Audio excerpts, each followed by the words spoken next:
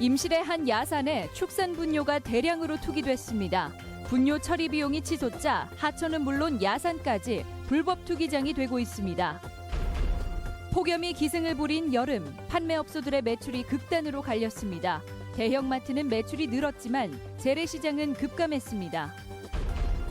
알바생 4명 가운데 1명이 최저임금도 못 받고 있습니다. 근로계약서 작성도 안 하는 등 업주들에게 철저한 을취급을 당하고 있습니다. 여러분 안녕하십니까? 전북권 뉴스입니다. 축산 분뇨 불법 매립 현장이 적발됐습니다. 이번에는 야산이었는데 사흘간 탱크롤이 무려 30대 분량이 몰래 뿌려졌습니다. 환경 규제가 강화돼 분뇨 처리 비용이 치솟자 불법 행각도 교묘해지고 있는 겁니다. 유룡 기자가 현장 취재했습니다. 산기슭이 온통 돼지똥 냄새로 진동합니다. 전쟁터에서 참호를 파듯 2m 깊이의 구덩이를 파고 줄줄이 분뇨를 쏟아 넣었습니다. 이미 땅속으로 절반 가까이 스며든 곳도 적지 않아 주민들은 분통을 터뜨립니다. 처음에 나무를 심기 위한 액비를 뿌린다고 했는데 와서 보니까 이것은 완전 분뇨 처리장이 되어버렸어요. 마을이 바로 밑에 있는데 주민들의 신고로 중단되긴 했지만 지난 3일 동안 탱크롤이 30대 분량 약 600톤이 이곳에 불법으로 버려졌습니다. 분뇨 처리장에 가져갔다면 1,000만 원도 넘는 비용을 내야 할 양입니다. 산 주인은 거름을 많이 먹는 호두나무를 키우기 위해 양돈 농가에게 분뇨를 뿌려달라고 했다고 주장합니다. 시골 내려와서 이제 주위 사람들한테 얘기만 듣고 오다 보니까 그게 그렇게 불법이고 저기 현지를 지금 몰랐거든요. 하지만 임실군청은 관계기관에 전혀 신고하지 않고 비가 오면 흘러내릴 가능성이 높은 야산에 대규모로 매립한 것은 고의성이 있는 명백한 불법이라고 지적합니다. 형사고발을 할 것이고요. 가축 분뇨를 가지고 온 양돈농가 여기에 대해서도 지금 위반 사항이 있으면은 바로 적법 조치를 할 계획입니다. 양돈업자가 규정을 몰랐을 리 없다며 조직적인 범행인지도 조사할 계획입니다. 특히 올 들어 가축 분뇨를 비롯한 모든 폐기물의 해양 투기가 금지되면서 분뇨 처리 비용이 톤당 3만 원까지 치솟아 이 같은 일을 벌였을 가능성도 배제하지 않고 있습니다. MBC 뉴스 유룡입니다. 수리비를 부풀려 보험금을 타낸 수입차 서비스 센터가 적발됐습니다. 이렇게 타낸 보험금이 59억 원에 이르는데 경찰은 조직적 범행을 의심하고 있습니다. 김하연 기자가 보도합니다.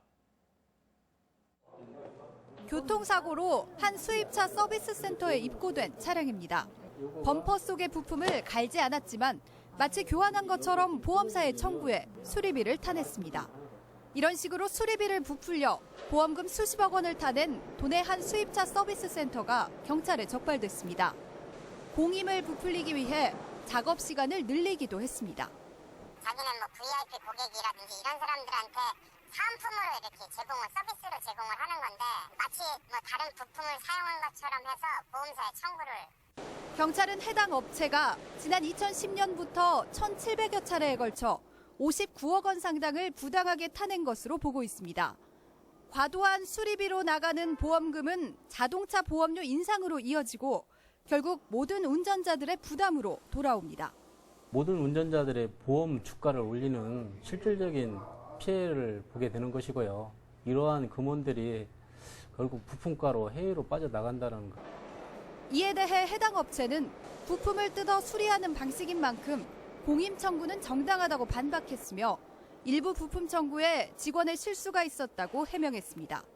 하지만 경찰은 수리비 부풀리기가 조직적으로 이뤄진 것으로 보고 대표 등 6명을 입건했습니다. MBC 뉴스 김하연입니다.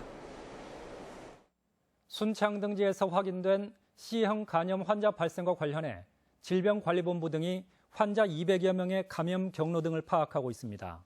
보건당국은 감염 환자 가운데 일부가 과거 불법 치과 진료 경험이 있는 것을 확인하고 시술 과정에서 C형 간염이 전파됐을 가능성 등을 조사하고 있습니다. 보건당국은 또 감염 전파 장소로 당초 C형 간염 환자들이 공통적으로 진료를 받았던 특정 병원을 의심했지만 아닌 것으로 확인됐다고 밝혔습니다. 더워도 너무 더웠던 올 여름 폭염에 전통시장의 매출이 크게 줄었습니다. 반면에 대형 소매점 매출은 크게 늘어 상경기 양극화 현상이 심각했습니다. 이경희 기자가 보도합니다. 전주의 한 전통시장. 날씨가 선선해지면서 그나마 물건을 사러 나온 시민들이 조금씩 늘고 있습니다. 하지만 폭염이 기승을 부렸던 지난 2달여간은 말 그대로 인적이 끊기다시피 하며 유난히 힘든 여름을 보냈습니다. 추석을 보름 앞두고 핵과일과 제수용품 등을 들여놓으며 이제 경기가 좀 괜찮아지지 않을까 기대하고 있습니다.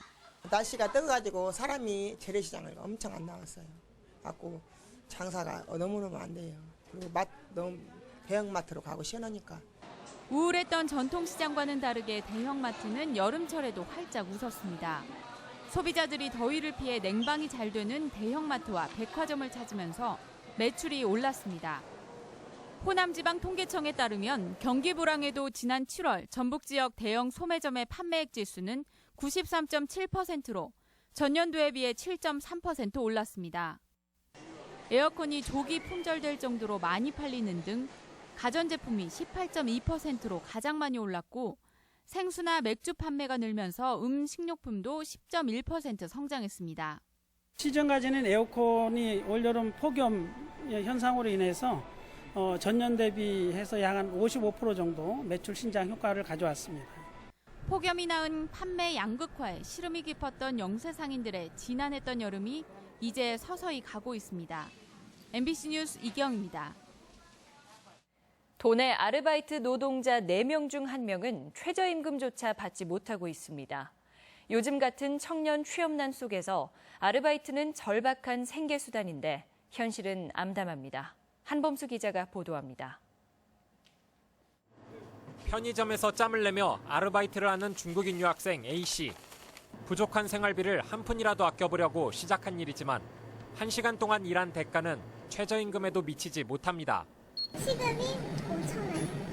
한국 사람이 좀 이거 저거 시키라고 제가 말 좀 부족해서. 전주 지역 아르바이트 노동자 4명 중 1명은 최저임금을 받지 못하는 상황.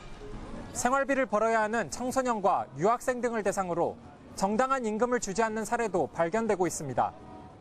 주말과 야간에 일을 하고도 수당을 받는 경우는 그보다도 더 낮은 수준인 것으로 드러났습니다.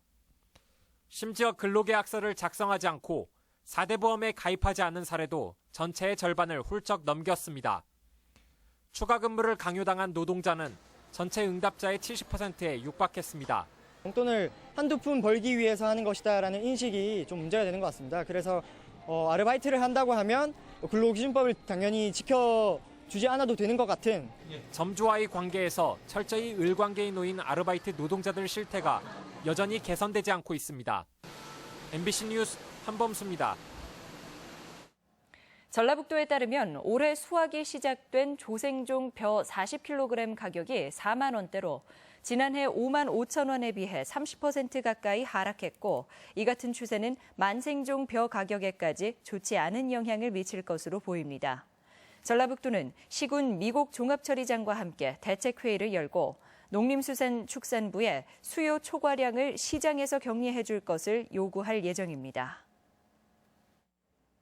정부의 재정지원 제한 대상에 올해도 도내 대학 2곳이 포함될 전망입니다. 대학 구조개혁 평가 기준에 따른 것으로 도내 대학들이 결과 발표를 주시하고 있습니다. 정진호 기자가 보도합니다. 지난해 대학 구조개혁 평가에서 D등급을 받은 호원대학교는 올해 정부의 재정 지원 사업에 새롭게 참여할 수 없었고 학생들의 학자금 대출도 50% 제한을 받았습니다. 그런데 올해 평가에서도 재정 지원 제한 대학에서 벗어나지 못했다는 통보를 받았습니다. 호원대는 교육부의 컨설팅을 충실하게 수행했는데도 이해할 수가 없다며 교육부에 이의를 제기했습니다. 충분하게 소명 자료와 저희 대학의 의견을 이의 신청서에 보냈습니다. 그래서 결과가 반영이 되면은 당연히 성과가 있을 거지만 지난해 최하위인 2등급을 받은 서남대학교 역시 올해 정부 재정 지원 제한 대학에서 벗어나기는 어려울 전망입니다. 대학 측은 학교 정상화가 진행되고 있기 때문에 교육부가 판단을 유보한 것으로 해석하고 있습니다. 하지만 재단 설립자의 횡령액 330억 원을 보전하지 않으면 정부 재정 지원과 학자금 대출 제한에서 벗어날 수 없다는 교육부의 방침은 확고한 것으로 알려졌습니다. 횡령 금액을 맞추면 8월 말까지 못 맞춘다면 당신네들은 정부 재정 지원 제한 댁에서 풀어질 못한다면 우리는 처음부터 맞추면 컨설트 안 받았죠. 다음 주에 최종 결과가 어떻게 나올지 두 대학 모두 촉각을 곤두세우며 부심하고 있습니다. MBC 뉴스 정진호입니다. 다음 달 말 부정청탁금지법, 일명 김영란법 시행을 앞두고 전라북도는 다음 달 5일 관련법 설명 자료를 도청과 산하기관 등에 배포하고 6일에는 도청 공연장에서 혁신도시 이전 기관 등과 함께 합동 설명회를 열기로 했습니다. 전라북도는 이와 함께 일선 시군에도 김영란법 설명 자료 배포와 설명회 등을 열 것을 요구하고 추진 상황을 보고하도록 했습니다. 오늘 낮 2시쯤 완주군 삼례읍의 한 고물상에서 불이 나 소방당국이 6시간째 진화 작업을 벌이고 있습니다. 불이 나자 소방차 20여 대와 산림청 헬기 등이 투입됐지만 강한 바람과 폐 비닐 등에서 나오는 유도가스로 진화에 어려움을 겪고 있습니다.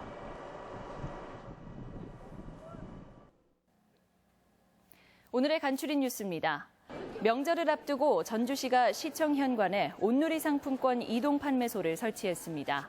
다음 달 5일과 6일에는 전통시장 장보기 행사를 추진하고 전통시장 이용 캠페인을 전개할 방침입니다. 익산 폐석산 불법 매립과 관련해 인근 주민에 대한 건강검진이 다음 주에 공개됩니다. 익산시는 주민들의 모발 검사에서 중금속이 검출되면 역학조사를 추가로 실시해 원인을 밝힌다는 방침입니다. 정읍경찰서 소속 28살 김모 순경이 그제 오후 제주 서귀포시의 한 패스트푸드점에서 옆 테이블에 있던 노트북을 훔치려다 적발됐습니다. 김순경은 혐의를 부인하고 있지만 경찰은 절도 혐의로 입건해 조사 중입니다. 오는 5일 서울에서 열리는 전국 기능 경기 대회에 전북 선수단이 구성됐습니다.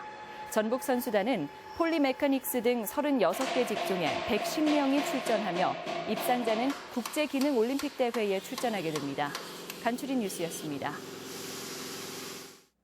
새만금 개발청과 시민사회단체 등은 싱가포르의 경우 25년간의 검토를 거쳐 카지노 시장을 개방했다며 내국인 카지노가 포함된 새만금 복합 리조트 사업의 제안사로 알려진 미국 샌즈그룹에 대한 투자 의향 검증이 이루어져야 한다고 밝혔습니다. 이에 대해 카지노 설치를 위한 법안을 발의한 국민의당 김관영 의원 측은 여야 의원들의 지원과 협조를 요청하며 공청회 등을 개최하고 있습니다.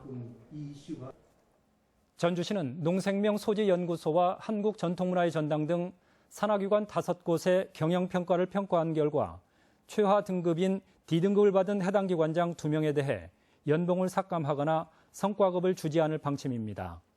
특히 D등급 기관장이 내년에 같은 등급에 머물 경우 해임 통보하고 인사나 회계 부정 사례도 평가에 반영하기로 했습니다. 원도심 학교들의 학생 수 감소폭을 줄이기 위한 지원 사업이 이어지고 있습니다.